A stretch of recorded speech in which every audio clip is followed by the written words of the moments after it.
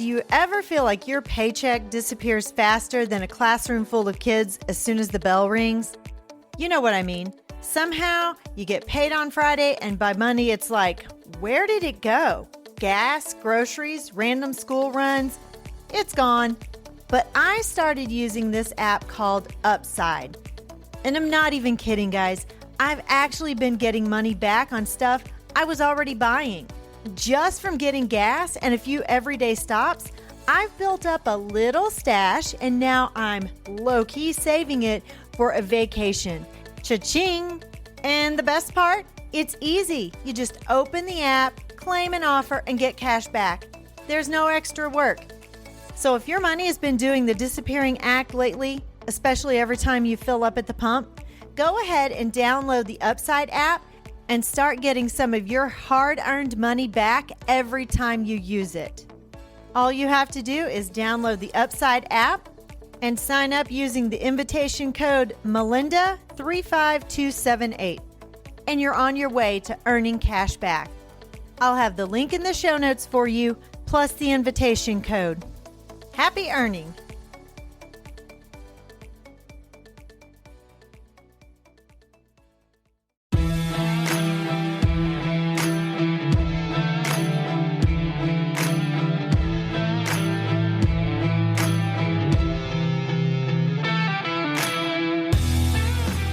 Hi friend, are you ready to move into a leadership position? Do you have interests and ambitions that you want to pursue, but feel like you don't know how to take that next step? Maybe you want to start your own coaching or consulting agency. I'm Mel, and I help educators define their career path through correct mindset, knowing your options, and getting prepared for your career transition. I will show you how to level up your leadership skills, share your expertise in a new way, create impact on a larger scale, and put your leadership in motion. As an educator for over 20 years, I started to feel underused and like I had more to give. I knew when the time had come for me to leave the classroom and affect change on a larger level. Now, I'm ready to help you determine where your talents and skills mesh with your passions and interests. Put your leadership in motion and move into that next phase of your educational career journey. Let me help you define your career path by having the right mindset, knowing your options, and getting prepared for that next leadership position. So power up and put your leadership in motion. Welcome back to the show, everyone. I'm your host, Dr. Mel Vandevort, and I have a guest with me today. I'm super excited because it's been a little bit of a minute since I've had a guest, and so I'm excited to have someone to chat with and not just have to do all the thinking myself. Today, I have with me Dr. Albert DuPont, and I would like to introduce you to my audience and let you tell us a little bit about yourself. Hi, Mel. Thank you very much for allowing me to be part of this podcast. It's always great, like you said, to talk to like-minded folks who are doing great work in the field, and I feel like I connected with you whenever we recently met. So, as you said, my name is Dr. Albert DuPont. I'm the CEO and founder of a company, an education boutique firm, a consulting firm called TraxMethod. And that has come after 35 years of doing work in education. Over the years, I've been really blessed to have some amazing experiences. I think I've worked in about 8 states now, and I've consulted in about 25 states. And what that has allowed me to do, both from a lens of a teacher, a principal, a district office leader, a state leader, all of those things I've done in my resume, it allows me to be able to better see what's happening around the country. And I get a lot of joy in visiting different places around the country to understand that what we're doing in education is really a systemic issue. It's not specific, and although it may feel like it's personal in many communities, a lot of the communities are dealing with the same thing. So I love talking to people like you and members of your guests and all. And the reason why I love doing that is because I get to learn what's happening around the country. And I get to people and share ideas that are happening and great things that are happening, bright spots, so we can start to build upon each other, because we're all basically dealing with the same problems this time in education. And the more we can actually collaborate and do these things like we're doing today, Mel, the better that we can actually make it for students. Yeah, absolutely. Tell my audience where you're located. So I live DC. about a mile from the White House, maybe a little bit less, Wow. right on the beautiful Potomac River, and I get to oversee Virginia where I live. But born and raised in southern Louisiana in a very agrarian culture. I'm born and raised in Cajun country, right down in the bayou. So if you go to the Gulf of Mexico, you probably went about a half an hour too far. But I came to the DC metropolitan area whenever I was about 21 years old. So DC has been my adult home, whereas Louisiana is Mm-hmm. my childhood home. But I've also lived in Maryland. Let me see, Louisiana, Maryland, DC, Delaware, Texas, North Carolina, back to Louisiana, back to DC. So it's been an interesting 35 years. Wow, that is a lot of moving and a lot of packing and a lot of unpacking. And I've moved apartments like 3 times, and I'm like, I'm done moving apartments. I'm so tired. I'm so tired of the moving thing and Yeah. the packing. And it's amazing how much stuff we accumulate over time. It's just Oh, crazy. yeah. Yeah. Yeah. When you're in an apartment, you learn to get rid of things and not bring more things in because you don't have any room to put anything. So, Exactly. so keeps it clean, keeps it clean. I do love Louisiana though. That's one of my favorite places to go. And I love I love the whole thing, all of it. Yeah, Maybe not the humidity so much, but yeah. yeah, hot summer humidity is definitely. Yeah. It's been really interesting. As a young teacher, I taught a year in the Mississippi River, halfway between New Orleans and Baton Rouge.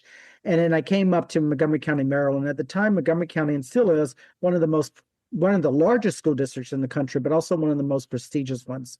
And I was really blessed in that particular time. I spent 18 years with them, made my way up to the principal and director level. And what I'm noticing as I go back to Louisiana and take a look at some of the economic and educational issues that are happening, the work is flowing, right? What do I mean by that? That the great beauty I get of having experience around the country and bringing it back home is really gratifying to me. So I love Hmm. having conversations with people, especially in rural areas, because I grew up. I mean, I went to school. It took me probably 45 an hour on a bus just to get to high school, right? Yeah. So to understand that and to get back to my roots and understand that the work I do in workforce development and program development is really tied to a deep, rich history of both a father who was a self-made naval architect Hmm. and a mother who came from a migrant family who was first generation, and at eighth grade she had to quit and go work the fields in California. Yeah. So understanding that what we're developing today around workforce and all the work I'm doing around the country about developing these innovative programs for students, it's really I've realized that it's really a passion of legacy, considering that Hmm. my mom and dad both were purely in the workforce themselves. Right. Yeah, so let's just jump right into today's topic. So, Yeah. you and I had a conversation a while back, and we think very similar on systems. And you mentioned that there's some systemic issues. And so, just give us a little bit of information about what that means to you and what that looks like, or how we can go about correcting those things and how we can shore up those systems and make them a little more efficient and effective. God, such a great question. Multiple things there. So let me see if I Right, can. right, right.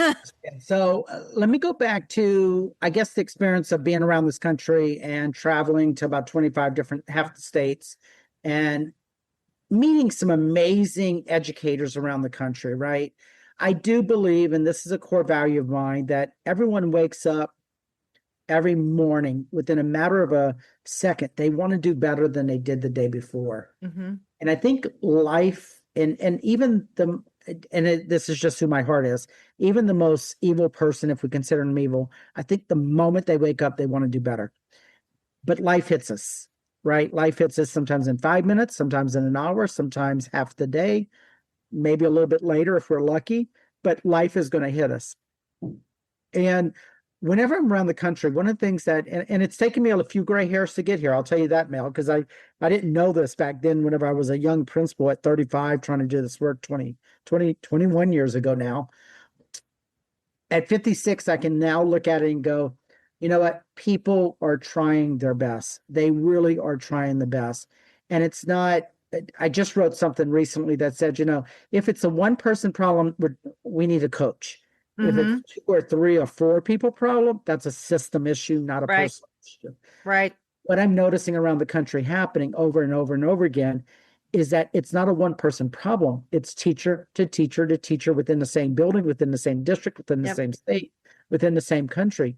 We have so much that we built. And I was talking to a superintendent a couple of months ago, and he said, Albert, I did my research in the state law. There are about 100 different check boxes I've got to check on accountability. Mm-hmm. I think what we've done is that we have developed a system that works against us, not for us. And I understand why people put policies in place, right? It's for protection, it's for making sure that Right. people do the right things, right? But at the same time of doing that, we also took away the ability to actually create systems that work for kids, that work for the adults that support them and the families that support them. So a lot of the work I do whenever I'm working with both district and school leaders is that Ronald Heifetz has the theory of adaptive leadership. And one of his tools for adaptive leadership is called be on the balcony, right? Versus the dance floor. Mm-hmm.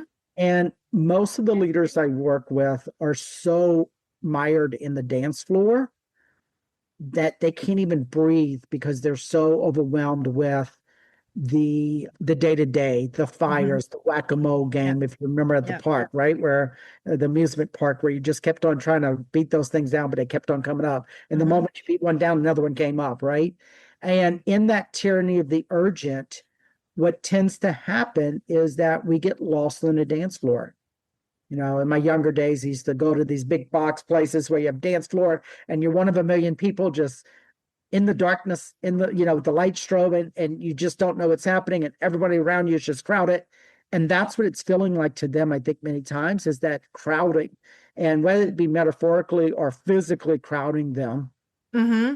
there is a huge missing opportunity to look at the problems. And I often tell school leaders, I was working with one just yesterday, I said, what are the things that don't make you feel good? What are the things that make you feel good? Because that's where you start to see the things that you keep on doing over and over and over again. What are the patterns of behaviors?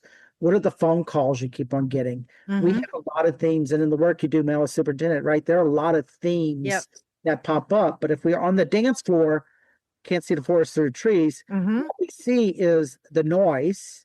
What we Right. can't see are the patterns.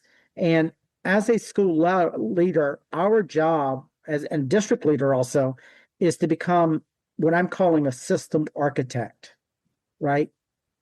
Only a few people I think are using that term, but it makes sense, right? We've got Mm-hmm. to design systems Right. because whenever we designing systems, that's where the magic happens. That's Mm-hmm. where replicability happens. If you think about McDonald's and how they're able to open up McDonald's over and over and over again, that's because there's a system. In that Mm-hmm. particular case, we call it a Correct. franchise system, but it's still a system for improvement and a system for getting the work done. Just this morning, I was mentoring and coaching high school principal. And in the middle of our coaching call, it was a really good one. She was in the middle. Her mojo was going, right? She was feeling good. She was getting it. She was making some great gains in the call. And then all of a sudden the secretary comes in and says, oh, we have a substitute issue. The perfect teaching moment for me because she then got a text message about the substitute issue. Mm-hmm. And I brought her and I showed her the Eisenhower matrix. If you don't know about it, look it up. I do. I actually did an And episode with that in there. Yep. yeah, I said delegate. You see this one right here? It Mhm. says that if somebody else has the Yep. skills, you don't do it. And we talked about it. And sure enough, she's the one that's getting this text messages about substitutes. I was like, Mhm. you have 3 staff members out there. Yeah. They're trying to administratively support you. Do you see? And it was such a beautiful moment of learning. And she was like, oh my goodness. Yeah, I do Yeah. see So that. right here, Where is it? these little things Yeah. right here, they say delay, delete, or delegate. And I keep Yeah. that up there and I tell my team that all the time because it's the same thing in my district. People get upset because things fall through the cracks or it's not communicated well and it ends up being somebody else's issue or whatever. And I'm like, even during our meeting the other day, there was something that they were going to need to be done. I don't even remember what it was. And my principal's like, I'll do that. And I'm like, do you need to do that? Can they not do that? Because I really don't feel like that's your job. And That's the same thing. They don't think to delegate this stuff because they've either always done it and it just doesn't make sense for them anymore, but they still don't necessarily remove it from their list of to-dos, and then it just stays in the wrong place. It's amazing that you should say that, right? Like, and I think what happens is that we are the type of people, we're teachers, right? By heart. Mm-hmm. We're leaders, Mm-hmm. but we're also teachers by heart. Many of us come with the ability to check the box off, right? We just want to get things done. And Michael Hyatt, who is one of my favorite personal developers, talks about, there is a need to, we get so much, and there's actually brain science behind this. We get so much dopamine on checking the box, Mm-hmm. right? It gives us an artificial high, and Mm-hmm. our brain gets addicted to checking Yep. the box. What we don't do is what he calls uphill work, which is the hard work that we do as leaders. So in this particular time, just with the school principal this morning, we were talking about her interview process. And she said, well, I'll look through the files and then I'll give it to the secretary to call the candidates, see when they're free. And then I'm, as the principal, I'm going to manage people's calendar and get her here, right, for the interview. I'm Mm-hmm. like, time out. And she wasn't thinking at the time, right? I had to unpack it with her. And I said, let's go through the steps you just told me, step by step. And whenever people do this exercise, it's really great, right? So she went step by step and she said, okay, the first thing I did to do is pull the resumes. Okay. Can she do that? No, she can't do that because I got the password. It's protected, right? Okay, great. So she can't do that. You've got to do that.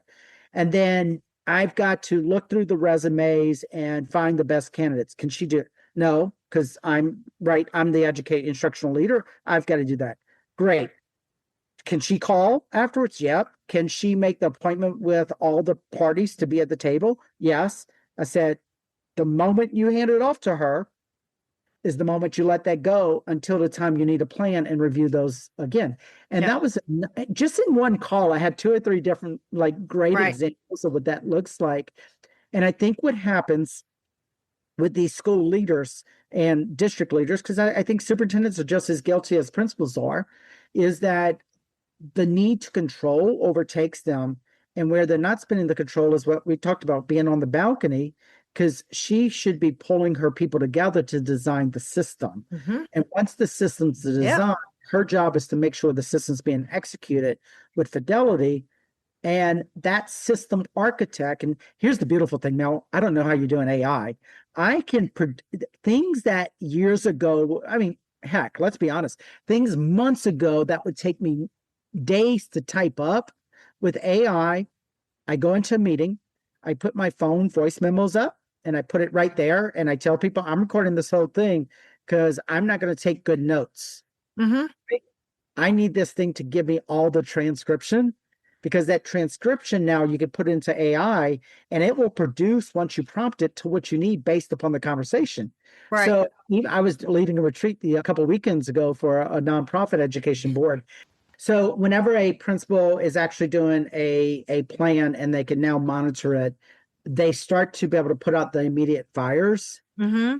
Once they find those patterns, then they develop the system, and then they can start working on the most important stuff that they really have to work on, which is getting into the classrooms, right? Mm-hmm. Which is making sure they're Exactly. teachers.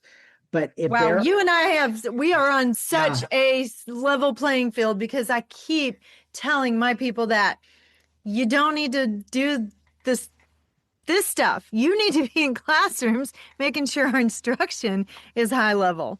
Yeah, and with the power of recordings and technology and transcriptions, and what we got with the AI right now is that I can take that transcription, put it in, and create a whole playbook for people based upon their feedback. Mm-hmm. Well, not only the language that's in there, because like I was saying, I think I was at a board retreat, and I do a lot of interactive activities, right? I believe in Mm-hmm. chart paper markers, right? Mm-hmm. If you give me Yep. sticky notes, chart paper markers, I can Yep. teach anybody. I don't need a computer. I just need chart paper, sticky note, and markers. So we did whole activities. We did sticky notes. It was something I tried new. I took a digital picture. I put it into AI and I said, please transcribe this. They transcribed it, even all the handwriting. transcribed it with a pretty much a 95% accuracy, which I went on. And then I did something with that. Yeah. And produced a whole report, probably about 4 or 5 pages of a summary report that would have taken me days to work on, days and days and Yep. days. So I'm teaching leaders now how to leverage AI for their leadership, not for teachers in the classroom. We've got a lot of smart people doing that right now. Oh, right. We don't have that many people in the leadership talking about leadership and how leadership now gets to start using AI to accelerate their work. Yeah. And one of the things that I do is we create protocols. And so I will put in my prompt and I will get an outline, and then I will work very hard to pare that down and make it fit our context. And then we go in as a team, we have this outline that was created, because sometimes we forget some of the pieces. And believe it or not, AI is pretty good at thinking through some of those things and making you remember things that you might not have on your own, and much quicker. You would end up being able to do it. It just might take you longer, like you said. So then I create that outline, or whoever creates that outline, and then we go in as a team and we fill in the information that is very specific to our building or our district. I mean, dates, times, people, places, all of that stuff is filled in by us. I am so big on protocols, and I know that everybody gets tired of hearing that word. So I'm going to have to come up with a different word than protocol, because it's not really all that cool of a word. But if you don't have one, then every single time you do the same thing, you have to recreate the wheel, reinvent the wheel, because you don't remember what you did. You don't remember who did what. You don't remember the parts that worked well. You don't remember the parts that didn't work well. So write it down. Why not? Why not? And all you have to do is literally, and I was working with a business leader. I said, none of your processes are recorded. You're about to onboard a new staff member. Please, all I need you to do is record that conversation for me on voice memos on my iPhone, on your iPhone, and give me the transcript. That's all I need. And the magic of what AI is able to do. I will give you 2 gifts. Ready? My first gift I'm going to give you is that I've gotten away from school improvement plans to school success plans. The reason why I'm using success is because we have already been beaten down enough in education. We know we need to improve. That's not it, but we have not really been in success. So instead of protocols, you get to call them your success plans, right? So a little bit gift there. Think about that. And then the other thing that I've just gotten to the point to realizing that the tools that we have now, the work that used to be done, we can actually put it now with data into, take away students' names, right? Take the Excel spreadsheet, put it in there. But the number one thing you got to do first is that you've got to look at the research first. So I actually prompt it first to give me the research and best practices that are out there about the problem I'm dealing with. It is actually pulling and synthesizing for me all the key things I need to think about. Right. And then I have it develop a facilitator's guide, and I've got to prompt it a detailed facilitator's guide that I can take my team through an interview. So I've got the research now. I create my interview questions. I go interview or do some work with my team, get some data, right? Either visual data with sticky notes or word data. And then I go back and put it in. And then one of the things I do is I tell it to go back to the research to see what is missing. And so the research, because many of us are making up things, I find that whenever I prompt it first to go and find out who the great minds are, topic, parent engagement, Karen Mapp might pop up, right? Or things like that. Or curriculum, Marzano might pick up or pop up, things like that, with Charlotte Danielson. So the research is out there, and because it can access the research in a much quicker way than I can read it, it's synthesizing the information for me so that I know what to use, and then put in the local context, right? And say, here's how I need to change it. It's only for 5 people, not 10, right? I need to make it for 2 people, right? I've got this staff member, that staff member, and I'm going to start on this date. I was doing that today, right? They're like, it had give me 3 months. I said, I've got only 3 weeks, so you need to read timeline for me. Right? And so all of that's coming out. But I always tell people, start with the research first, start with the Works Clearinghouse, the best practices, upload things, or an article, right? Or a podcast like this one.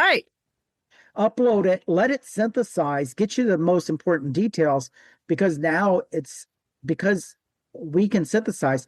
Now we're analyzing, Mm-hmm. right? That's where people are missing the AI conversation. I still got to analyze. I've got to synthesize. I've got to analyze. I've got to critique, evaluate, right? And I've got to Mm-hmm. make sure that what it's in there is contextual to me. That's a lot of what, Bloom, was it Bloom? Bloom said, what Bloom's about taxonomy. Yeah. art? Yeah, Yeah. Bloom's taxonomy, right? That was the high end that we never really got to, but AI allows us to do that. So if we're evaluating, synthesizing, analyzing, that's on the high end of thinking skills. Yeah. Yeah. Wow. I could talk this stuff all day I long. love that. I mean, all day long, but we are running a little bit short on time. So let's talk, or you give me one power surge. I call them power surges. What is a power surge statement that you can give them? Don't let other people fool you. What do I mean by that? Mm-hmm. As a novice leader, and you and I both been them, and we continue to be many times, Mm-hmm. we believe we're the only one tackling the issue. Mm-hmm. And other people might be able to mask it better.